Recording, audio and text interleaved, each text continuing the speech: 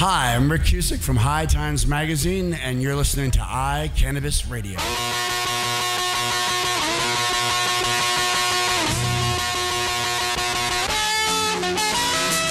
Welcome to Overgrow the Radio. I'm your host, Stickman, and for the second week in a row, I'm flying solo.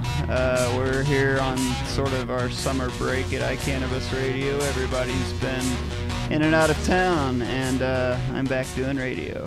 So I'm actually joined today by a candidate for Congress from my district, the 5th District, down in El Paso, Teller.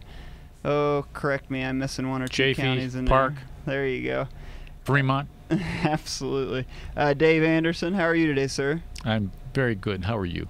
I'm doing great. It's a beautiful sunny afternoon out there in Denver. A little too warm for my liking, but then again, anything over 70 degrees is more than I care for. You know, speaking of getting out of town, I like to sneak out when it's this hot and hide out in the mountains, and I haven't been able to do that this year. So last night was a lot better than the prior couple.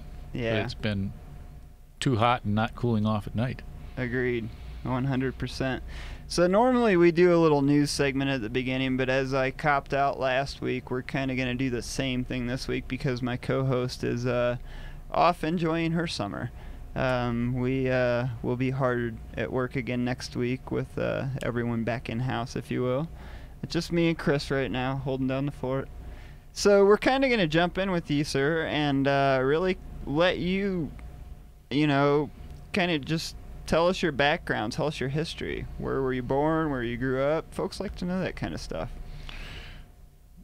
I'm a manufacturer, not a politician. I'm from Michigan, originally Flint, grew up in Detroit. I had the good fortune out of public school to go to Harvard. The joke is that as an undergraduate, one of my housemates was Al Franken. And as a graduate student, one of my business school classmates was George Bush. I've been an independent forever. I worked for a Fortune 500 company for 15 years and then decided to be an entrepreneur. Built a business. It was a good business over 10 years to 800 people, and then those jobs went away. Those jobs went away in 2001 and 2, along with a huge number of other goods production jobs. Ours was electronics. When China was allowed to enter the World Trade Organization and frankly started cheating in ways that have cost us our economy. And my campaign is dedicated to the economics that will allow us to get back to balance and have good jobs and genuine prosperity, middle-class opportunity again.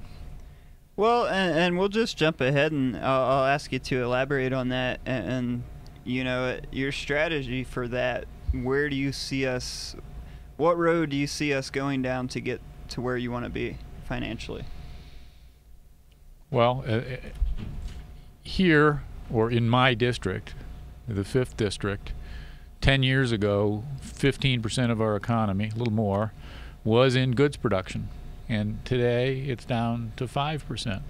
We've lost more than half of our manufacturing base. A lot of those jobs that left were, like mine, in electronics.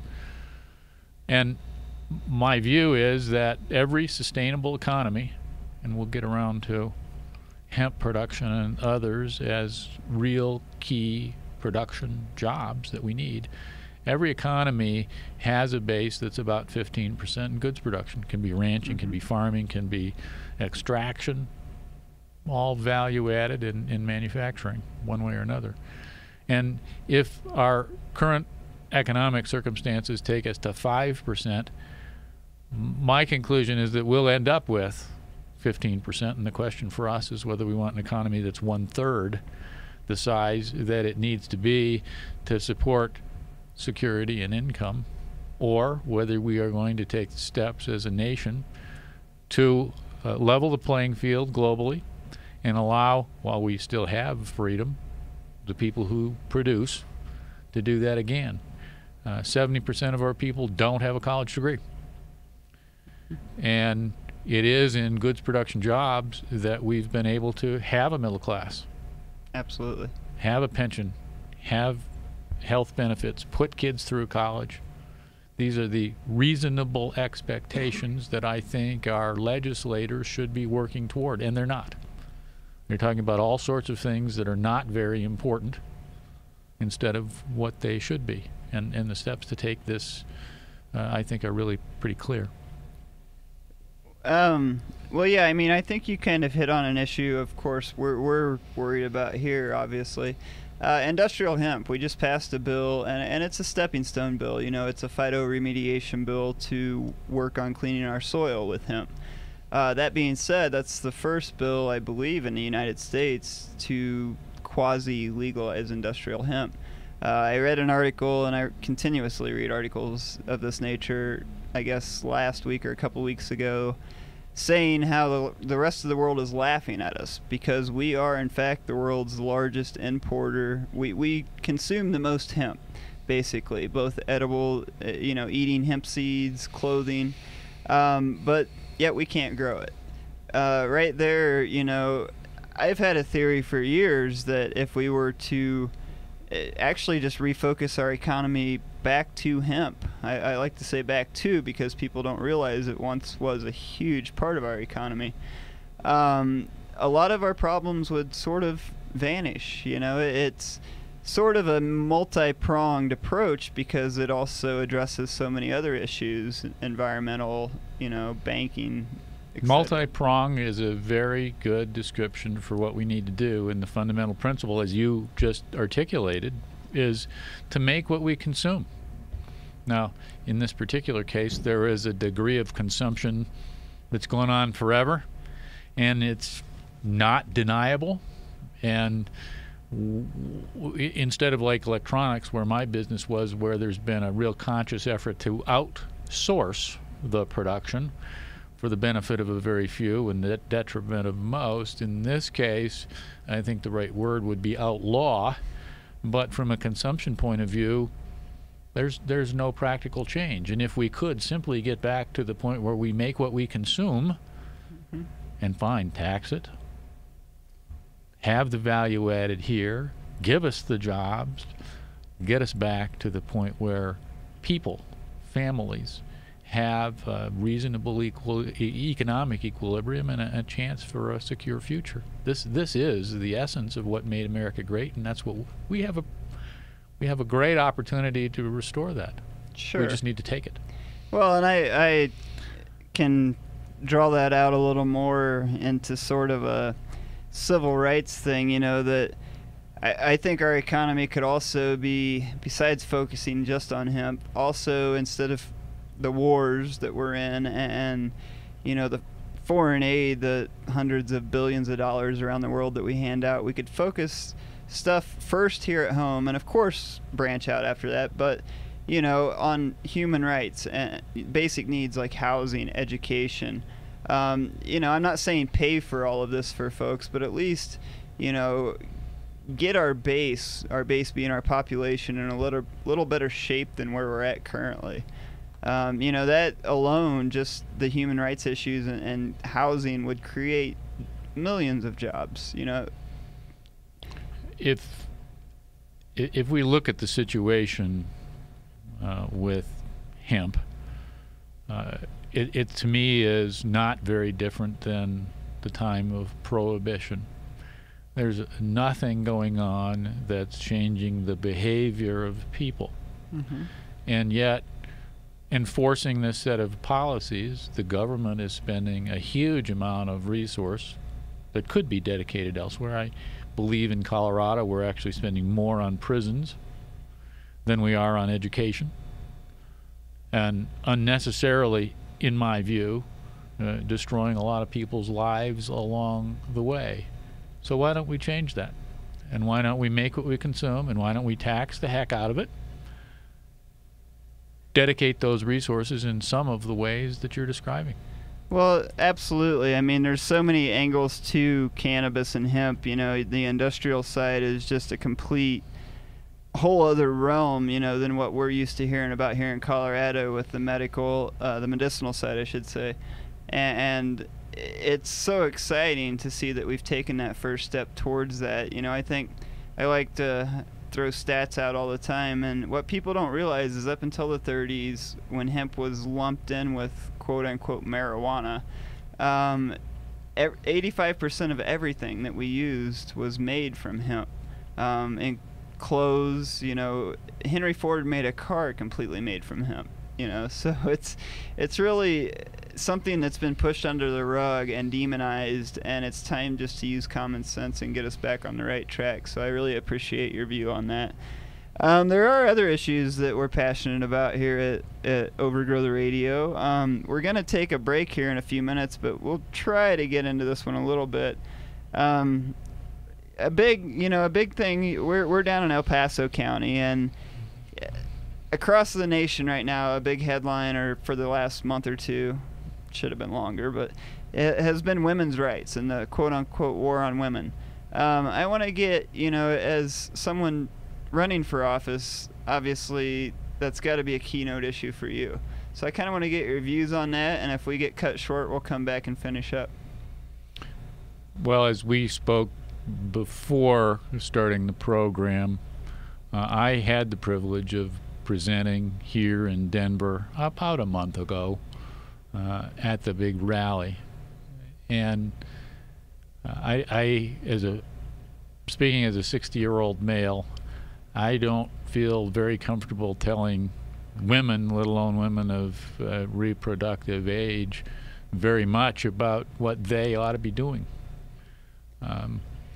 I think that in this world, people do have the right to make their own decisions with God and with their physician, and that the government, if we believe in limited government, and we hear about that so often in public life and in business life, we have to be similarly respectful about what goes on in our private life. And it's really about as simple as that. And if you look at the Constitution, we're supposed to have, on one hand, separation of church and state. Many of the things that we hear about from a legislative point of view are inappropriately mixing those two things. And likewise, I believe it's the 14th Amendment allows equal protection. And so similarly, we got to be careful that we permit people to exercise the rights that are duly theirs. Absolutely. I think, to digress just for a second, women's rights issues, what's going on right now, in my mind at least, is a huge waste of time and money that, could be focused in many other areas. You're right, the whole limited government principle really doesn't exist on either side of the aisle these days. I graduated from college in 1973, and many of the things that we seem to be talking about today, Roe v. Wade, for example, which is the law of the land, and Chief Justice John Roberts, an opponent of abortion, agrees and has written that it is very unlikely to be overturned. And yet, so much of what seems to be, as you say, in the press and in what people are trying to legislate has to do with limiting access to the very services that I believe are, at this point, if it's not right to call it guaranteed, but they are provided in our national legislation. And I don't believe that that's appropriate. Shouldn't really be up for debate, in my opinion. 40 years ago. So there's another issue before we get into cannabis that I want to hit on real quick. But first, we're going to jump out of here and pay some bills. So we'll be right back here on Overgrow the Radio. Are you a runner? Are you a runner who supports marijuana legalization? Run on Grass is a group of athletes actively seeking to change our marijuana laws. We speak the truth about cannabis, bringing the message through our feet to new ears. Check out runongrass.com to find out more about us, our events, and how to join up or how to sponsor a runner. If you're in the Denver area, please join us for runs or start a group in your area. Running not your thing? Any sport can do it. On grass. Runongrass.com. Hi, Josh Stanley here from National Geographic's American Weed. I'm here with my brothers, and we've just recently put together a foundation in Colorado to allow for cancer patients and other patients of debilitating conditions to be able to get a hold of cannabis-based oil that's just about free of charge. I've just about had it with seeing sick patients suffer needlessly just because they can't afford the proper medication. That's what the Realm of Caring is going to change. Visit therealmofcaring.com. The website will be complete and up on 4/20 of 2012. But until then, please contact any of us Stanley Brothers directly through email. You can get us at gratefuljosh@hotmail.com. Now come on, Colorado. We need to take care of each other. Join the Realm. That's realmofcaring.com. Thank you so much. Let's face it, rules and regulations are complicated, especially in the field of medical marijuana. Let Medical Marijuana 101 help you get through the compliance process. We can also explain to you your employment requirements, your employees, and your business. But our work doesn't stop there. Our experience in cultivation ranges from the design of grow rooms to the diagnosis and resolution of grow problems. Visit us at www.medicalmarijuana101.com or call 303-388-7706. That's 303-388-7706. Are you a medical marijuana patient or interested in finding out how to become one? Contact Mile High Wellness, where your care is our concern. Conveniently located on Hamden and Tamarack in the Whole Foods parking lot behind Proof of the Pudding. Mile High Wellness offers a wide variety of edibles, hashes, and some of Colorado's top strains. Mile High Wellness, where your care is our concern. 3525 South Tamarack, Suite 110, on the corner of Hamden and Tamarack. 720-382-8516. Mile High Wellness, where your care is our concern. Hi, I'm Josh Stanley. And I'm Jesse Stanley. Two of the brothers here from National Geographic's American Weed, and we'd like to invite you to come into our dispensaries in Colorado Springs. Come in for the most pure organic strain selection in Colorado. It's all hand-grown by the Stanley brothers, especially for our patients. So come in and visit us at our two locations, East Platte and West Colorado. And remember, always be kind to each other.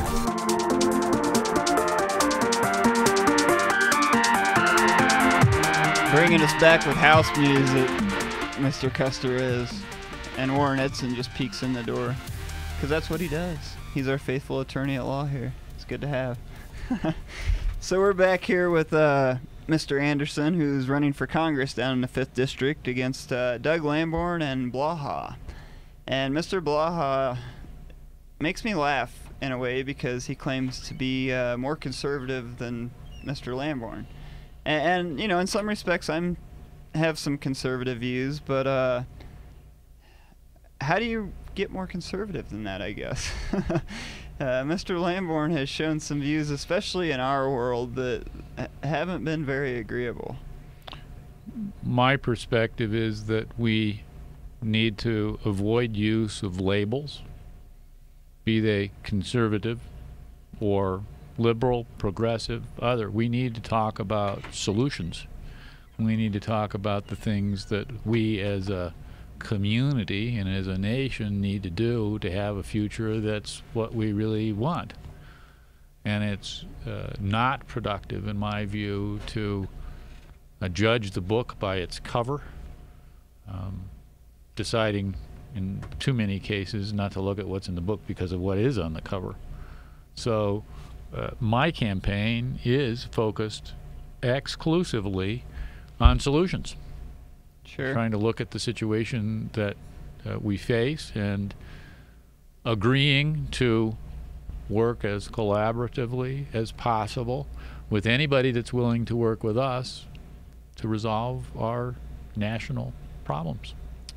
Well, and I think that's great. One of the things back during Occupy that I like to preach, and I still do, is that, you know, when you actually have a conversations from each side of the aisle, we find out that we're not far apart on any of the issues. We all pretty much agree on the key issues as to what's wrong.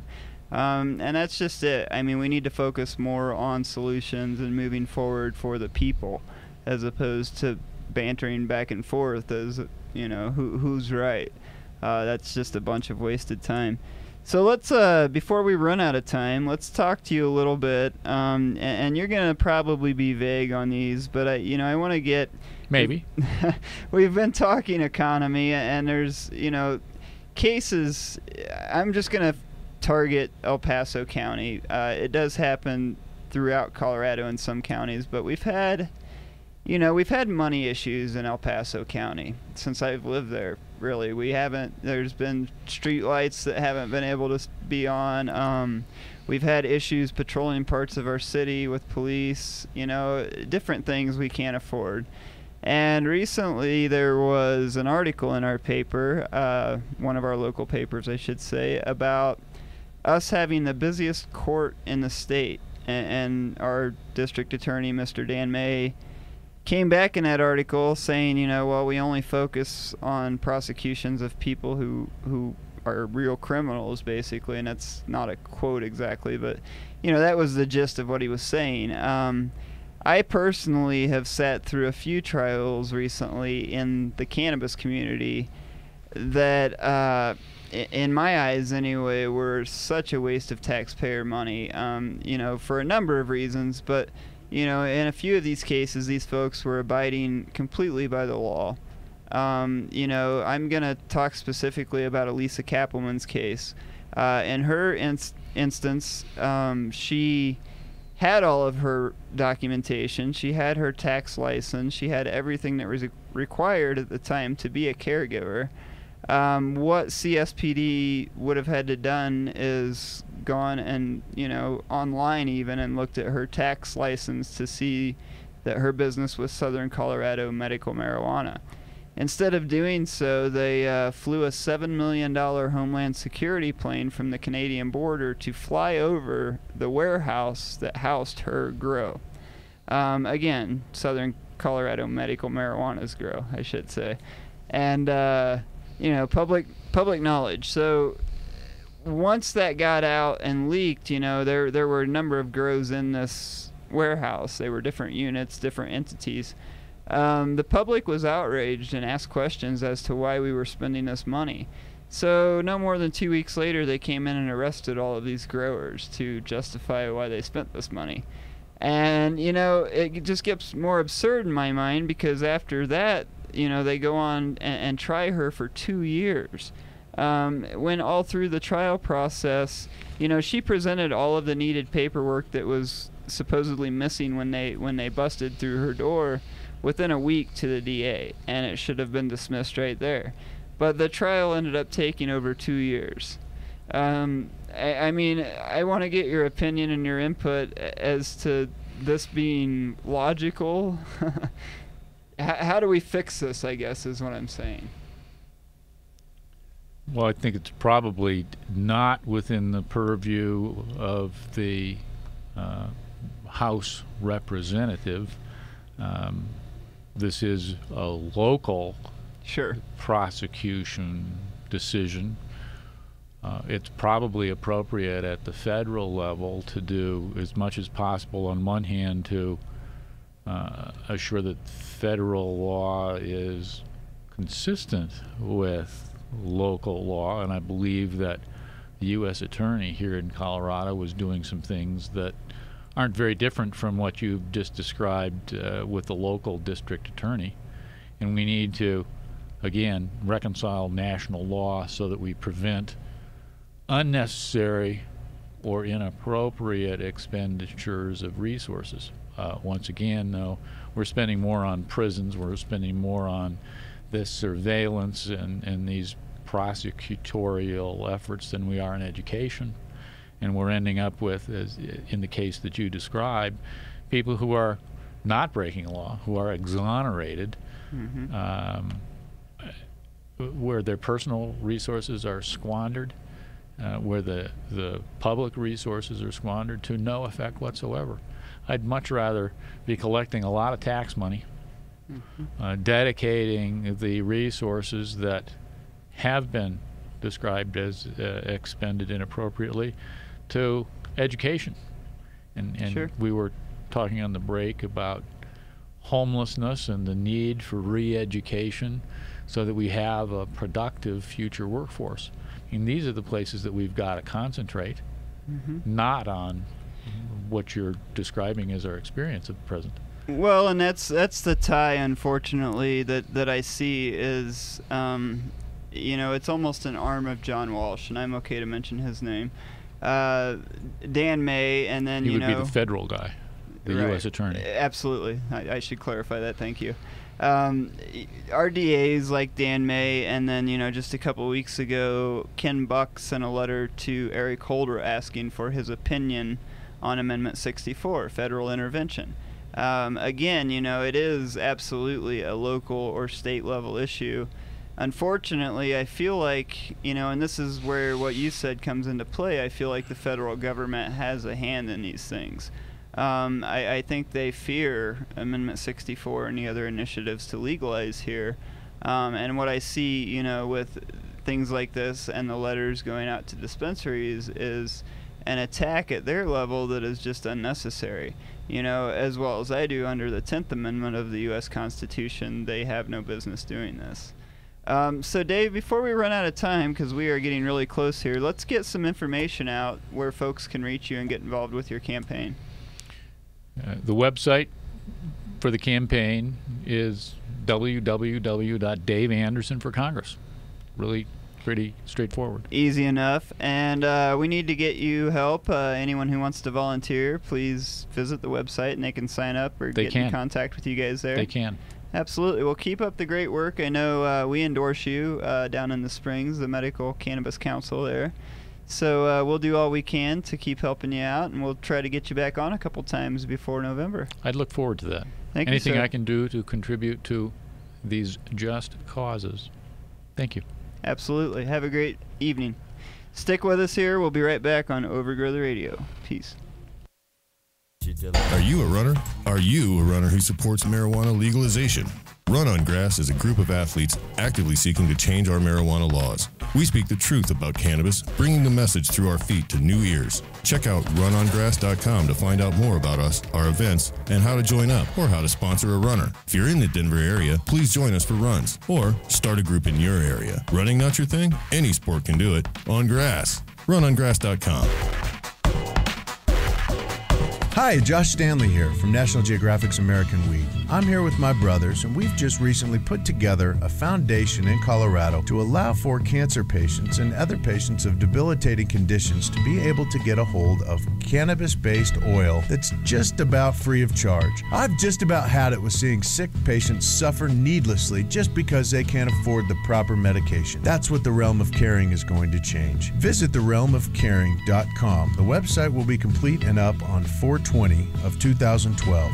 But until then, please contact any of us Stanley brothers directly through email. You can get us at gratefuljosh@hotmail.com. Now come on, Colorado. We need to take care of each other. Join the Realm. That's realmofcaring.com. Thank you so much. Let's face it, rules and regulations are complicated, especially in the field of medical marijuana. Let Medical Marijuana 101 help you get through the compliance process. We can also explain to you your employment requirements, your employees, and your business. But our work doesn't stop there. Our experience in cultivation ranges from the design of grow rooms to the diagnosis and resolution of grow problems. Visit us at www.medicalmarijuana101.com or call 303-388-7706. That's 303-388-7706.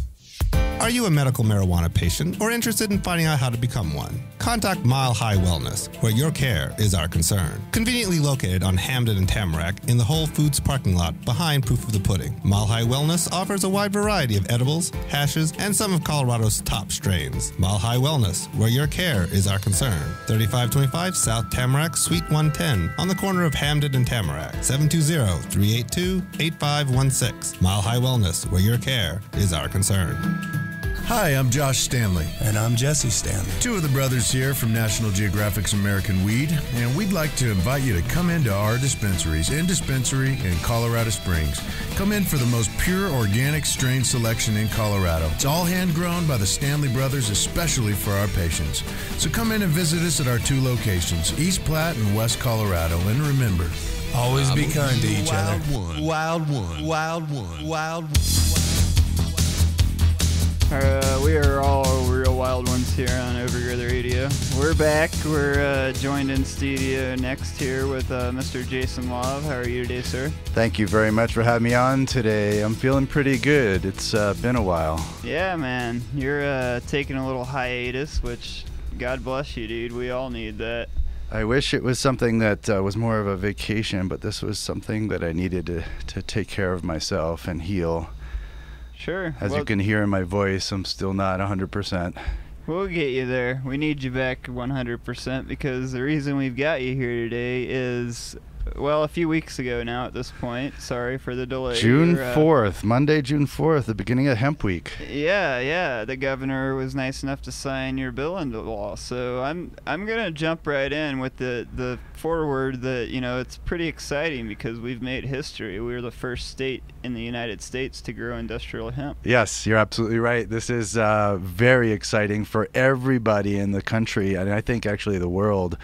We do not have a MOD request for the license to grow hemp from the DEA in our bill. We really believe that the 10th Amendment and states' rights fall into this issue, and the hemp bill is actually very limited. It's a phytoremediation hemp pilot program, and basically it's not a full-blown industrial hemp bill that everybody may think it is or wants, and I have a lot of reasons why I didn't go directly for that industrial hemp bill.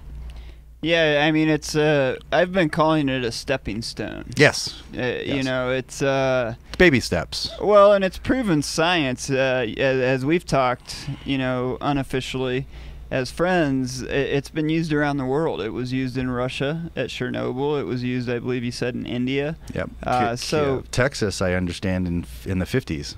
Oh, in Texas even. Yeah, I think, from what I understand, there was an explosion down there. I think it was off of a ship carrying fertilizer, is my guess. I think actually there was a company name associated to that.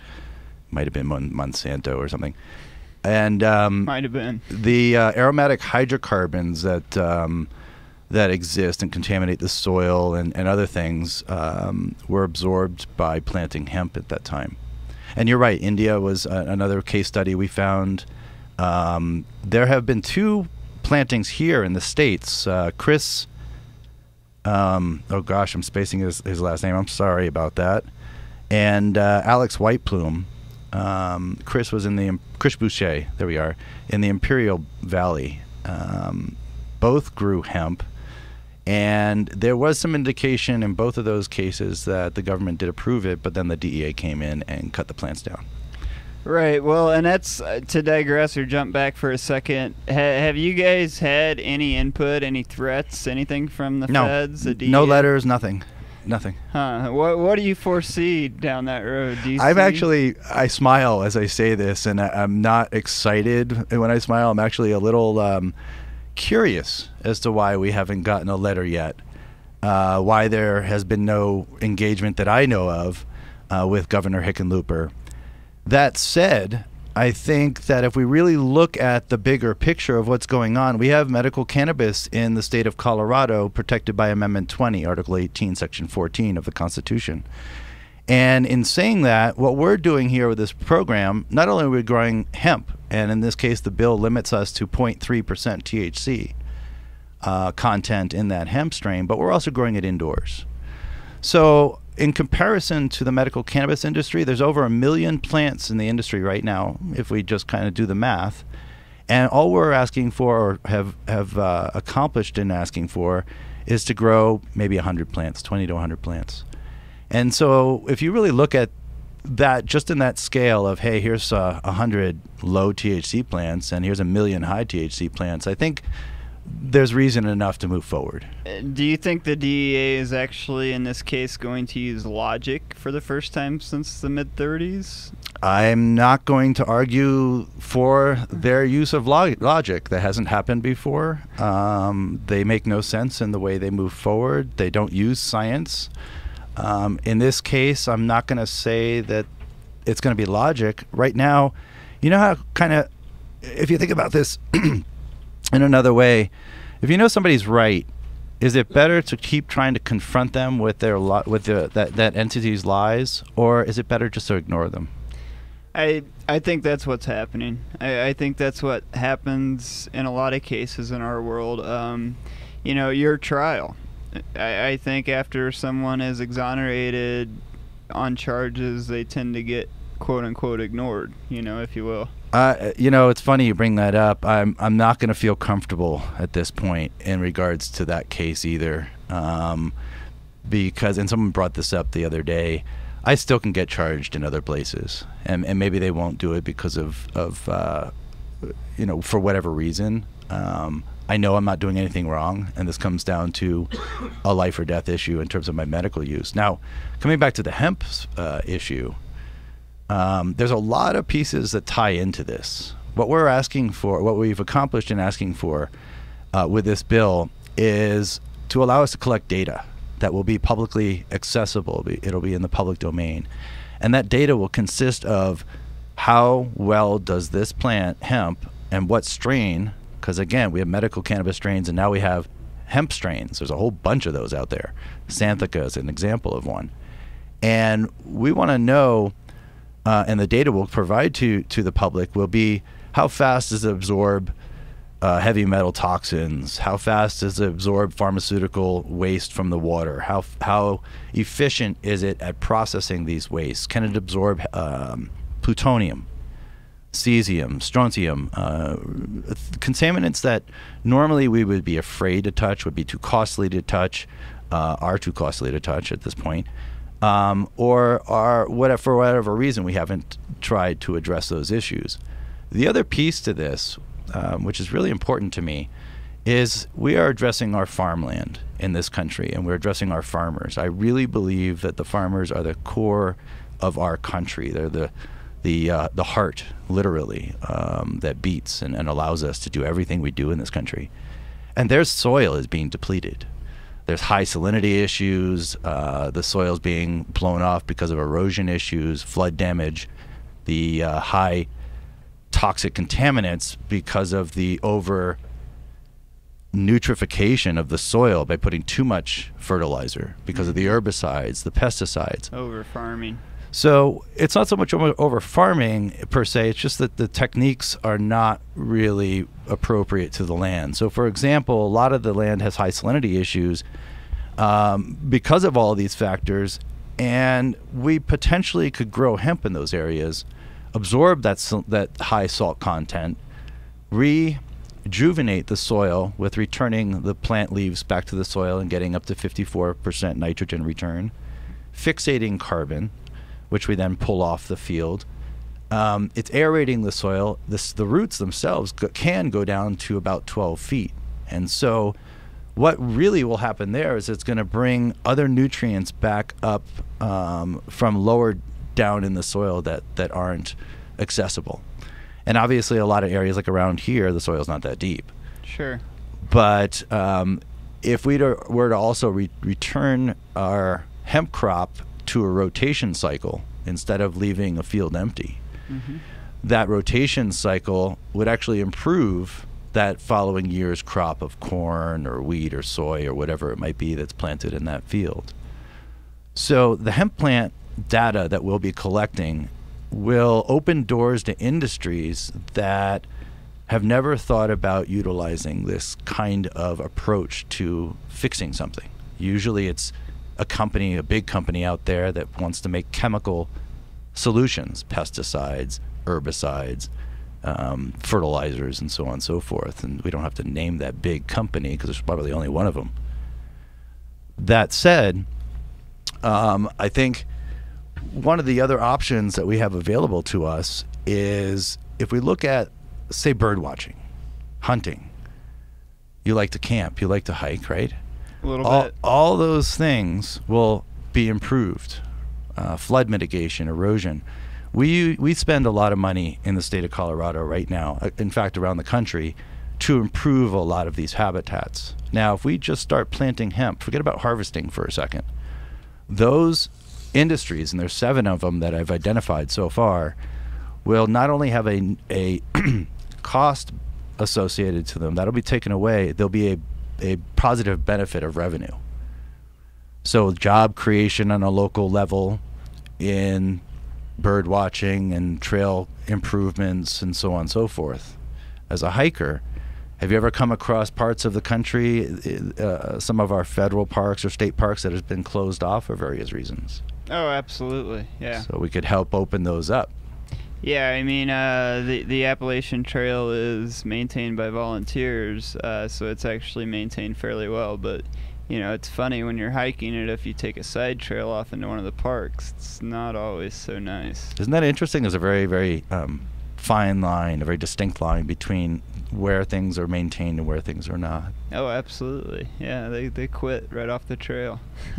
That 50-foot corridor is all the loving, and the rest of it's horrible. So those are big factors. The environmental factors, to me, are a big component to this. And I wouldn't call myself necessarily a Greenpeace supporter. However, that said, I do believe in stewardship and taking care of our land so that our generations that come after us can use them and utilize them. I do not believe in isolating parts of land so that we as humans cannot access them. That doesn't make sense to me. So that said, one of the foundations of the idea behind this project is that hemp itself is one of those things that can return the benefit to our children, to our children's children, to the generations to come. And when we start planting that, and we're really close, we now have passed our July 1st date, which means we're now completely legal. And we only have some minor setup to do, and we're going to go ahead and plant the first seed. We'll probably do a little ceremony for that. But what will happen is down the road, well, I'll say it this way. As I've been developing this project, I've always envisioned that the planet could be built out of hemp, right? And I don't mean the planet, but I mean our computer plastics. Our cars can run on hemp fuel. We know that Lotus, BMW, Mercedes, so on and so forth, Kestrel are building cars out of hemp, whether it's the insulation material, collision parts, or so on and so forth. It could be insulation in our homes. It could be our entire house. It could be the PVC piping. So aside from all the details, I do envision a planet of hemp. And I believe we'll be healthier. I believe we'll be happier. We'll be able to really explore our dreams. And what I mean by that is we won't have to work so hard on maintaining life. In other words, paying our health bills and our food bills and so on and so forth, just because of how beneficial the hemp plant is. Well, I get your opinion on this. We've talked over the years. We're both kind of hempsters at heart, even before being patients. And I think what people don't realize is our body is full of cannabinoid receptors all through our body. Everything is run by cannabinoid receptors. People, in my opinion, and a lot of physicians' opinions, your opinion I'm sure as well, are starved, for lack of a better term, or deficient when they don't eat hemp. I think bringing it back into the mainstream, and now you see, at Whole Foods, for instance, you can buy hemp seeds. Getting that back into people's diets will be huge because it's a preventative healthcare measure. Absolutely. And you hit on some very key points there. You're seeing this, not starting, but you're finally seeing hemp seed, if you will, on the front shelf at eye level in the store instead of something that's hidden away in certain health food shops. Mm-hmm. It's now showing up in Costco. I thought that was kind of interesting to see it packaged there. What you bring up is really critical. It's a preventative health care, and I would go further. I think it's an essential food source, or as Dr. Robert Melamed says, an essential nutrient. Mm-hmm. And it doesn't have to be the medical cannabis. It can be that non-psychoactive or non-drug hemp seed, which you can buy in the health food store or at now Costco. Sure. And what that is full of is, for example, in one serving, it could be 4 grams of protein, 7 grams of fiber. Well, excuse me, not the fiber. That's in a hemp cookie that I'm thinking about. Those are really good, by the way.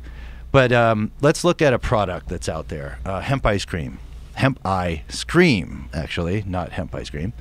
It's a non-dairy product. It's not something that's gluten-free and soy-free and all that stuff. It doesn't have that stuff in there, but it tastes good, mm-hmm. right? It doesn't have that funny texture.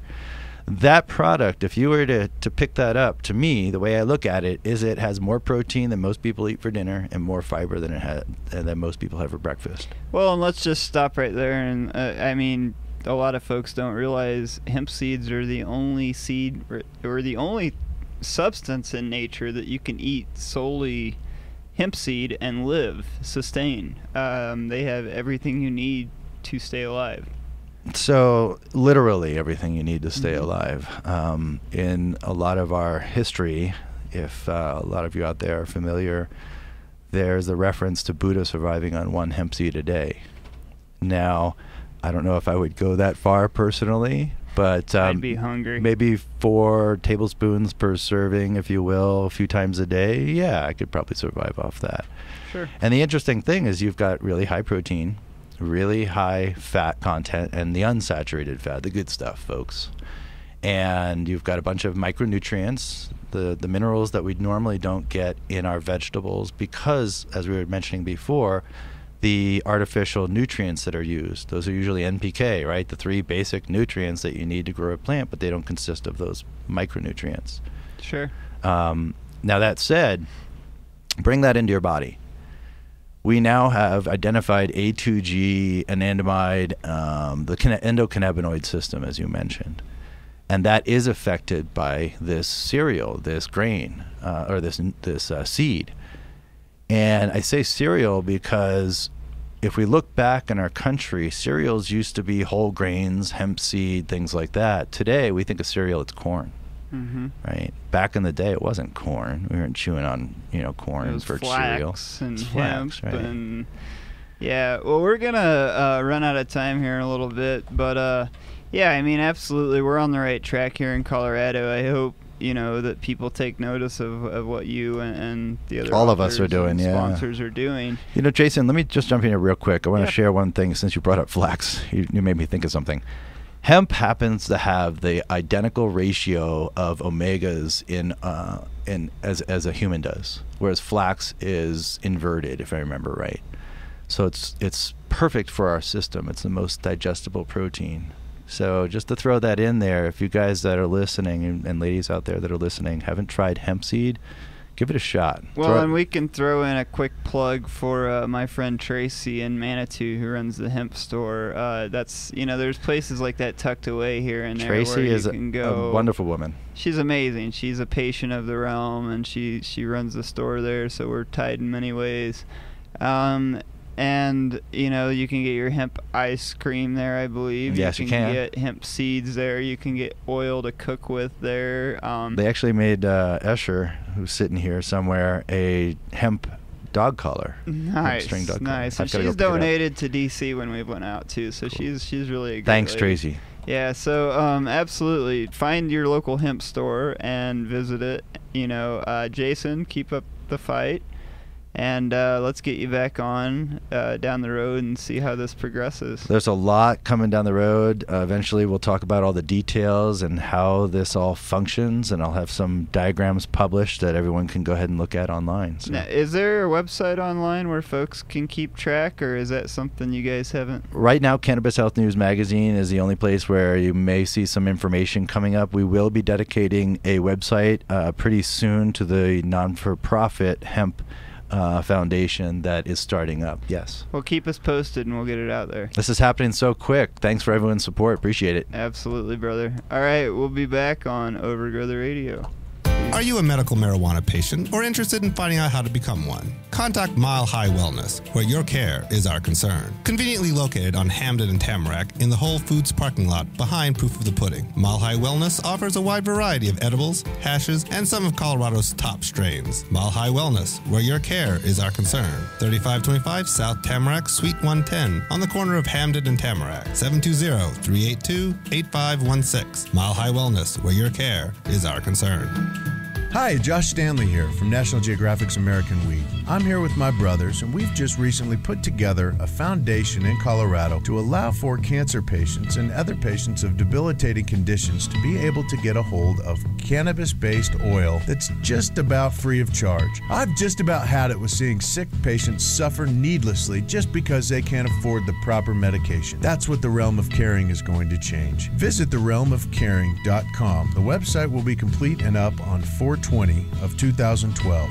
But until then, please contact any of us Stanley Brothers directly through email. You can get us at gratefuljosh@hotmail.com. Now come on, Colorado. We need to take care of each other. Join the Realm. That's realmofcaring.com. Thank you so much. Are you a runner? Are you a runner who supports marijuana legalization?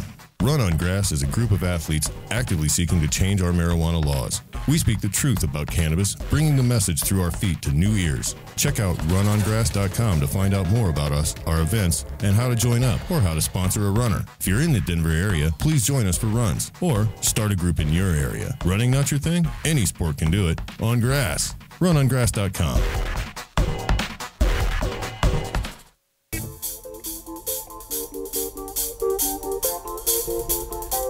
And we're back on Overgrow the Radio, and there are definitely a lot of people out there blinded by the light. Our next guest, Shawn Coleman, is, as he said earlier, the executive director of CBA, Cannabis Business Alliance. Correct. And I'm going to let him jump in there and give his background a little bit. Sure. So the Cannabis Business Alliance, for those who don't know what we do, we're actually a statewide version of the Colorado Springs Group. We represent the industry on the statewide level. We do lobbying at the state capitol, and we do also get involved in local ordinances when it affects our members. So we've talked to Denver City Council. We're working on things right there right now, which we can talk about later, with the Boulder City Council, because we have members up there. And my background is I actually started. If you'll indulge me with a quick story. Absolutely. I started working in marijuana policy because of a very big air conditioner and a messy desk. So when I worked for Congressman Jared Polis in his Washington, D.C. office, I handled financial services, banking, tax policy, economic issues. And one of my colleagues who handled drug policy at the time, actually, I also handled the census, which I didn't particularly enjoy as an issue area. A colleague of mine who also had drug policy in general in her portfolio loved the census.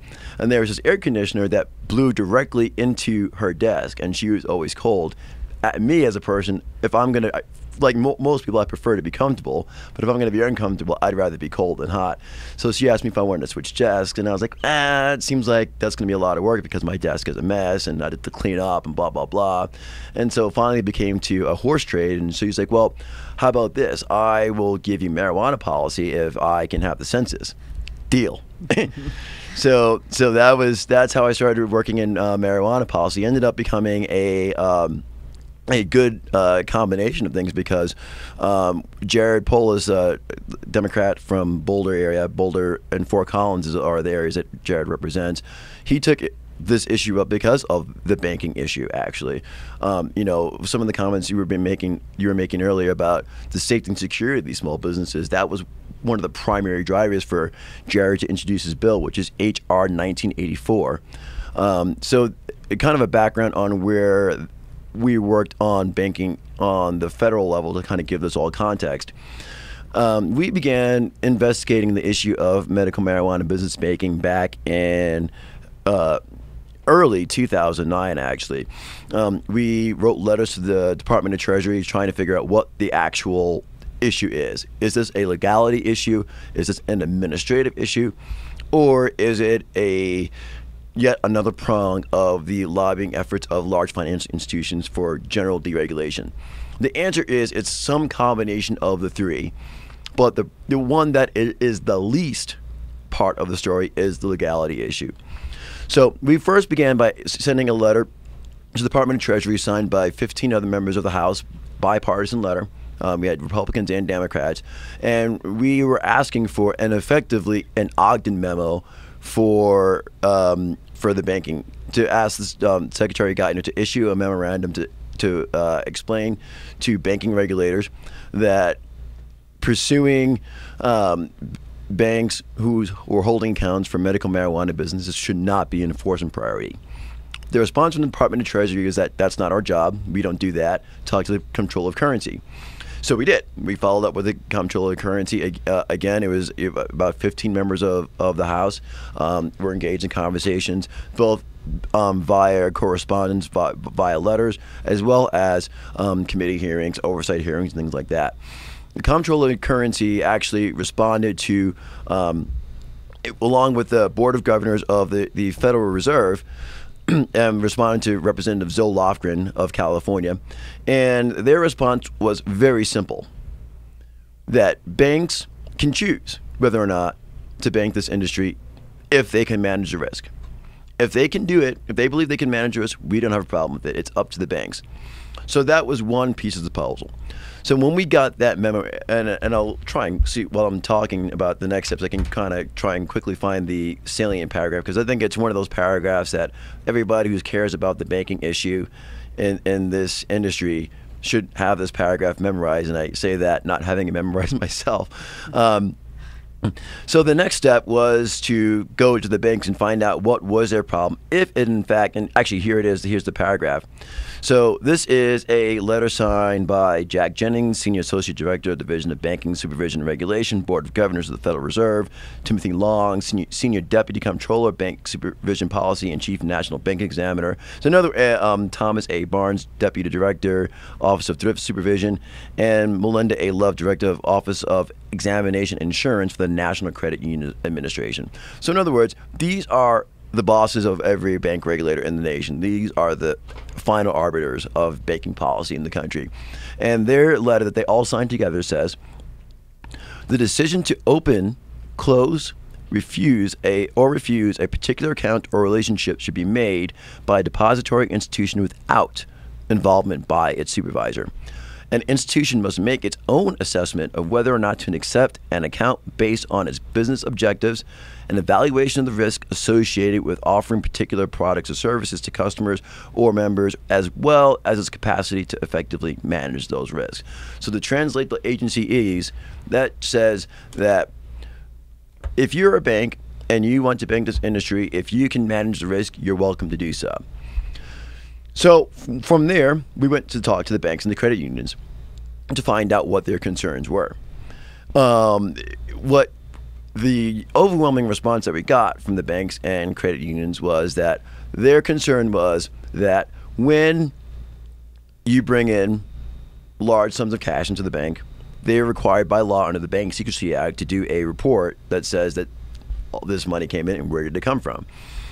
And that was their issue, because they did not, because the penalties for anything that goes wrong, something once there's a BSA reporting, are significant. The fact that they're doing this reporting is highlighting the fact of doing business with medical marijuana business to the regulators. And one of the regulatory tools that is in fact used, which again I say why it's a little bit of all three. It's a little bit law, it's a little bit the bank's prerogative, and but one of the things that that regulators tend to do is say, well, if you want to continue to have these accounts, that's great. You're welcome to do so. But in order to effectively manage your risk, that means you can no longer do something else. So it depends on what that something else is. Banks make a decision. So it's not to say that banking the medical marijuana industry is not profitable for banks. Although by and large, I would say that, it is, even went from the side of having paid fees to a bank, and you say, well, they're making all this money off of me. You have to understand that it's money to a banker. And they have a very different worldview on what is profitable and what is not. Sure. To be taking in $30,000 a month for a bank is not profitable, actually. It doesn't cover the cost of doing it, generally speaking. So when you're talking about banking an industry where the most of the businesses are small businesses, most of them are pretty cash poor, which is actually a function of the fact that they can't get traditional banking services. So instead of being capitalized by relatively inexpensive institutional credit, they're capitalized by very expensive private credit. And that the majority of patients are still, for other reasons, a little hesitant to use electronic forms of payment. So let's say you're a bank and you're charging 4%. Well, if I'm a customer and I spend $100 on my credit card once every never, and I would only get the bank would only get $4 of that transaction. Over time, it becomes a situation where banks simply look at risk return, and that the return is simply not great enough to justify the risk. And the risk, again, is not a risk of forfeiture or seizure or criminal penalties. The risk is the opportunity cost to sell mortgages or to sell subprime auto loans, and it's generally in the area that are, and when the regulators tend to force banks to make this choice between one or the other, they generally tend to find something that's incredibly profitable. Something that I think that most folks, and you referenced the Occupy movement, I think that some of the things that movement talks about in terms of predatory and usurious lending practices and things like that, those are always the choices that banks are presented when they're asked to decide whether to bank medical marijuana or do a subprime mortgage program or do a subprime auto loan program or do a high-risk credit card program, because those programs are incredibly profitable for banks. They require extremely low overhead. Most of it is just redundant with everything else they're doing. I mean, if you're, in terms of internal protocols and staffing, if you're trying to manage people with, 720 credit or 450 credit, well, it's the same person doing that job, so it doesn't really matter. So, to bring it all together, the position of the banks, in my view, is fairly indefensible. It's part of a broader political strategy, which is that they are seeking to unwind new regulations that have been in place. Some of them, ironically, have not even gone into effect. They're still in rulemakings, particularly most of the laws that were passed under the Dodd-Frank Financial Reform Bill in 2010 are still under review and still not even the law yet. But the idea being that if you're a banking customer, kind of no matter what your line of business is, I mean, let's say you are selling puppies at Bark Jesus, for example. Well, you walk into a bank and say, I'd like a business loan, a small business loan, so I can continue selling my puppies at Bark Jesus. They're not going to give it to you, and they want you to leave the bank being mad at Congress. Sure.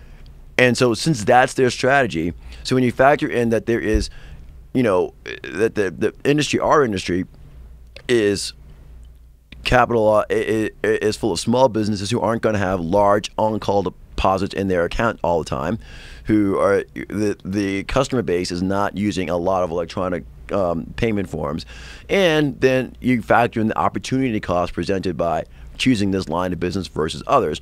And the bank that Tanya was referencing earlier, again, that was an issue where they finally had to make a choice between this line of business or much more profitable other lines of business. Not to say that the MMJ line of business wasn't profitable. It's just that the choice they had to make was something that was a lot more profitable. And banks, being banks, are going to always choose the thing that is the most profitable, no matter how culturally and socially indefensible that choice is.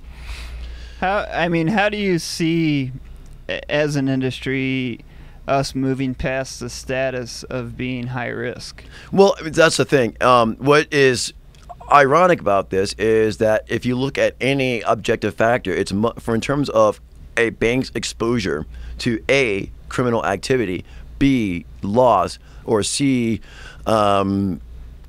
becoming complicit in some way for transacting illegal activity. A restaurant is actually much more risky than a bank. I mean, restaurants have very high failure rates.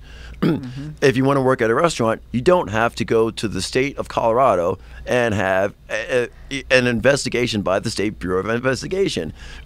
If you want to work in the medical marijuana industry in Colorado, you can't even be in default on your student loans.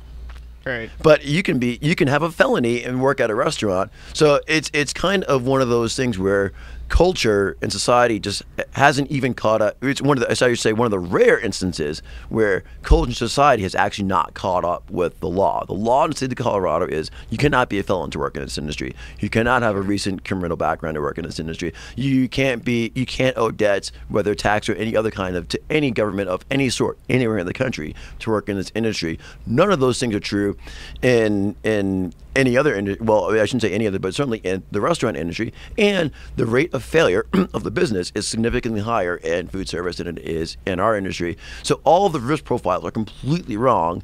The problem is that the banks have no incentive to make that case because they don't want to get engaged in line of business anyway, for those reasons we just discussed.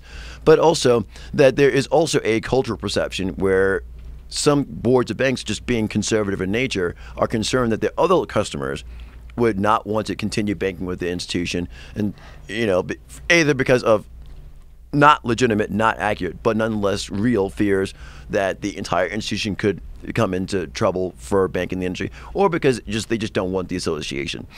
So in terms of solutions, Jared's bill, H.R. 1984, which is also co-sponsored by Representative Ed Perlmutter of Colorado. It's a bipartisan bill. It's got Republican and Democratic co-sponsors. But the first of, if you live here in Colorado and you're a member of Congress is not a co-sponsor of the bill, you need to change that.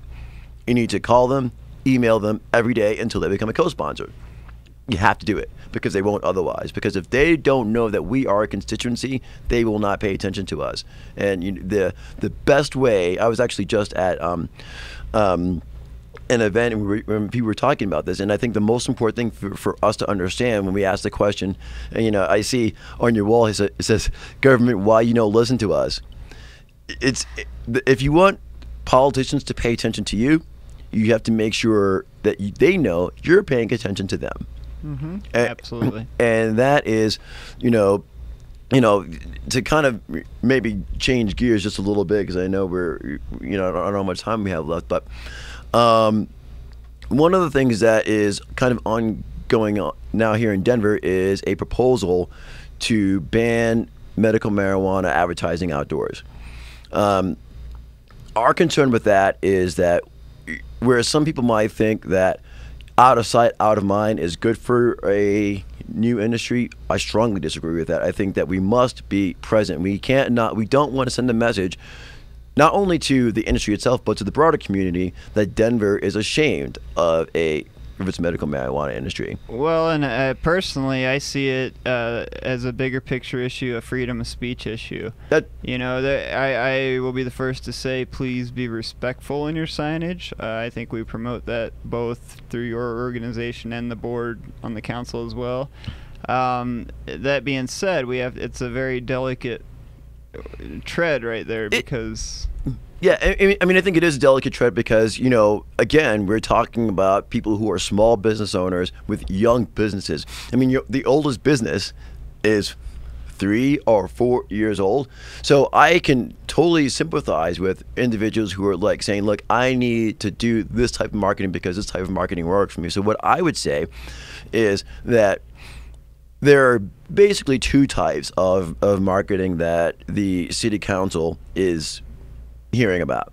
And again, that whole concept of government listens to you, it pays attention to you if you're paying attention to them. The folks that call their city council members are people who call the city council members on a variety of issues, but they're reliable. They always hear from those people. And what they're hearing from those people is that we don't like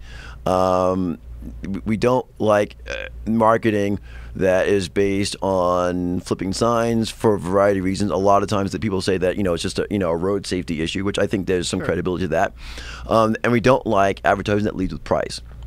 So on our website, which is cannabisalliance.org, if you tap on the business info page, there is a self-regulatory model. One of the things we do talk about is marketing.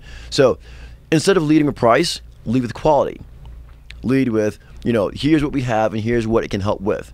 Because I do think it's incredibly important at this stage of our industry's growth that we are having a dialogue with not just registered patients, but those who might not know that this is a safe, viable alternative treatment to expensive and increasingly ineffective pharmaceutical drugs. Well, and even those folks, if they're not patients, we still need their votes. Absolutely. So to bring proper education to the community is only good business sense. Right. So I think that the question that the Denver City Council should be addressing, and just so folks listening know that there will be a hearing on August 1st on a potential citywide ban on first reading. That would be the first opportunity for that bill to be voted on. It probably will be voted on that night. I don't know yet if there's going to be public testimony, but certainly people should be reaching out to if you're in Denver, you should be reaching out to your members of council to express your views on this issue. But more importantly, I think there is an opportunity here still to prevent a citywide ban. And I think that opportunity comes in the form of self-policing and self-regulation. That if we can just decide to take upon ourselves responsibility to market responsibly, to market leading with quality. Don't lead with price, lead with quality. To, refrain from using age-inappropriate marketing. To refrain from, and most importantly, if someone comes into your store and ask you to change what you're doing marketing-wise, treat that person with respect. If you treat them with respect, and show them that you take seriously their concerns, then at worst, what you haven't done is created an enemy. But if you're disrespectful to these folks, then you now have created an enemy, and they have the strong hand. I mean, I think it's really important to understand that these are folks who, the folks who support these sorts of things, are people who are in constant contact with their representatives at the local and state level, and you don't want to make enemies out of them. So there's an opportunity here for us to show as an industry that we are dedicated to marketing responsibly, because if we don't do that, we may lose the opportunity to market at all. And I think that, when you talk about freedom of speech, when you talk about First Amendment rights, when you talk about where we want this industry to have its role and place in our community and our culture, it's really important that we continue to be able to have that dialogue, and the most effective way to have that dialogue is through marketing and advertising. Yeah, I mean, I come of it from a different angle as well as a parent, I'm personally okay with the bikini girls on the beer signs because I want my daughter to think that that's ridiculous and not be drawn to drink. With cannabis, I want her to take it seriously like she has her whole life and treat it as medicine. The same principle, I think, can carry over into the community. I mean, you can look at the community as a whole as a child, in certain respects, in that, the education's not there yet. Right, exactly right. Until we really get out there and educate the community as a whole, we have to really be careful as to how we're presenting our industry. And Jason, I think there are some things that are working. I mean, when you look at recent polling on marijuana reform in general, whether you're talking about support for medical marijuana programs or support for full legalization, the polling is going in the right direction. It's going up, and also when you look at the fact that the patient registry is not only starting to climb again, but the average age is 41 or 42. That means that the message is being heard that this is a viable alternative to pharmaceuticals. And I think that, for a business owner, the way you have to view it, for one, it's a matter of efficient use of resources. You cannot deduct on your taxes for your advertising expenses, right? So obviously, if you can't take it as a tax deduction, you want to keep that expense as low as possible. So what you want to do is get the biggest bang for your buck when you do it. And if your target audience is 41 years old, it's unlikely they're going to be responsive to the girl or the guy in the bikini. And when you look at the trend line of where the patient base is growing, it's growing in the 41 and up segment. And it's actually growing. Absolutely. Not Not only is it growing on the 41 and up segment, it's also growing among women. And the reason why is very simple, because we've maxed out on men. If your client base is 70% male, that means you probably can't get more men in the door. What you want to do is get women in the door. Getting women in the door is not only important because so many of the things that cannabis can treat are things that are particularly important to women and women's health. Sure. But also, electorally, women are an incredibly important voting bloc. They care about their kids, they care about their bodies, and they care about health. And if we can make it clear to them that this is an alternative to whatever medications they're taking that are pharmaceutical, that are poisoning their bodies in order to find pain relief. If we can make that case to women and increase that, that's your growth market. I mean, you don't see any industry target heavily its current users. They're always trying to expand the base. And the best way to expand the base is to get more women, because again, 70-30. That means it's only 30% participation from women. There's a lot of room for growth there. And the best way to do that is to advertise based on effectiveness, high quality, high standards. Sure. Well, and I always joke, my other half, we practically live together. I'm not sure what the title is there, but In Love is the title. There you go. I like that. She's very much an activist, and I always joke that I surround myself with powerful women, and there's a reason for that. They are very focused. Unfortunately, the male population in a lot of aspects has become very complacent. It seems to be the women more and more who are waking up and saying, hey, husband, boyfriend, son, wake up, do this with me. So yeah, well, we're running out of time, man, but it absolutely all ties together, and we do have still a huge fight. I think the ball is rolling in the right direction. CBA is a great organization. I look forward to future endeavors that we've got going on. I know there's a couple things in the works that I'd like to have you back on to talk about once we get them absolutely in further stages. So, Shawn, thank you, and thanks for coming on. Hey, thanks for having me. And again, if you want to find out more about the Cannabis Business Alliance, you can find us on the web at cannabisalliance.org. You can also call us, and let me just get the phone number up here, Randy, because I've got so many phone numbers that you know what it is? It's the age of the cell phone. You just don't remember you don't remember phone numbers. It's programmed. Right, exactly. And it's a phone number that rings to my phone, so I obviously don't call it. But so again, our website is cannabisalliance.org. Our phone number is 303-736-9442, and we also are on Facebook, and we are on Twitter at Cannabis with a Z Alliance. So always interested in getting more people involved in the conversation. If at any point you don't like what I'm saying, there's a really easy solution to that. Join CBA, and then you get to tell me what to say.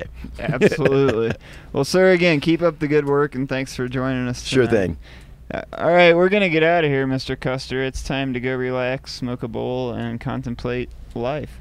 Until next time, just get out there and educate folks, and hopefully by this time next year we'll have banks for MMJ. And also make sure you vote in November. Absolutely. So until next time, we love you. Peace.